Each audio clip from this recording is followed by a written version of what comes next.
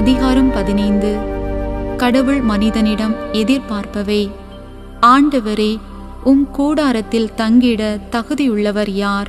உம் திருமலையில் குடியிருப்பவர் யார்?